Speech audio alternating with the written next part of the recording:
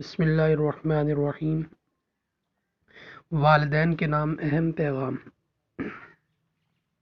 سیدنا امام غزالی رحمہ اللہ تعالیٰ کا فرماتے ہیں کہ ماں کی گود بچے کے لیے ابتدائی مکتب ہے۔ اگر اس مکتب میں اس کی اچھی تربیت ہوئی تو پھر آخر تک اس کی اسی طرز پر تعلیم و تربیت ہوتی رہتی ہے، اور اگر خدا نخواستہ بچپن ہی سے بری صحبت اور غلط تربیت ہوئی تو بہت مشکل ہے کہ پھر آئندہ اس کی اصلاح ہو سکے۔ بقول شاعر، نیک ماؤں سے ہوتی ہے ابتدائے تعلیم، کیونکہ ہے آغوش مادر سب سے پہلا مدرسہ۔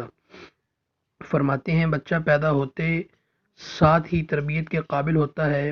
عموماً یہ سمجھا جاتا ہے کہ جب بچہ 4 یا 5 سال کا ہوگا اس وقت اس کی تربیت کا وقت ہوگا، مگر یہ صحیح نہیں، جبکہ اس سے پہلے بھی اس کے سامنے کوئی برا کلمہ نہیں کہنا چاہیے اور نہ ہی کوئی برا انداز ان کے سامنے اختیار کرنا چاہیے۔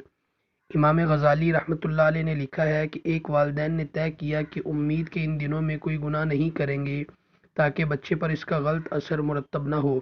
چنانچہ بچہ پیدا ہوا، اس کے بعد بھی اس کی نگرانی کی گئی۔ ایک دن دیکھا کہ اس نے پڑوس کی کھجور اٹھا کر چپ چاپ کھا لی۔ اس کو دیکھ کر والدین کو بہت افسوس ہوا۔ آخر کار بات یہ کھلی کہ امید کے دنوں میں ایک دن اس کی ماں کو بہت سخت بھوک لگ رہی تھی اور کھانے کو کچھ بھی نہیں تھا، تو پڑوس کے گھر کے درخت کی شاخ جو اس کے گھر آئی ہوئی تھی اس میں سے اس نے ایک کھجور چپ چاپ کھا لی تھی، جس کا اثر بعد میں بچے پر بھی ہوا۔ مقالات غزالی۔ حضرت امام راضی رحمۃ اللہ علیہ کا فرماتے ہیں کہ ماؤں کو اپنے بچوں کی تعلیم و تربیت میں سب سے پہلے یہ خیال رکھنا چاہیے کہ یہ بچے صرف ان کے ہی نہیں بلکہ قوم کے ہیں۔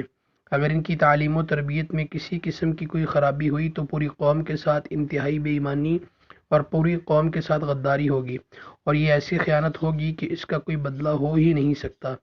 بچوں کو شروع ہی سے عقائد، عبادات، حسن معاشرت، اخلاق، حسن عمل، حسن سلوک کی عادت ڈالنی چاہیے تاکہ وہ بڑے ہو کر اپنی قوم کا سچا رہبر بن سکیں۔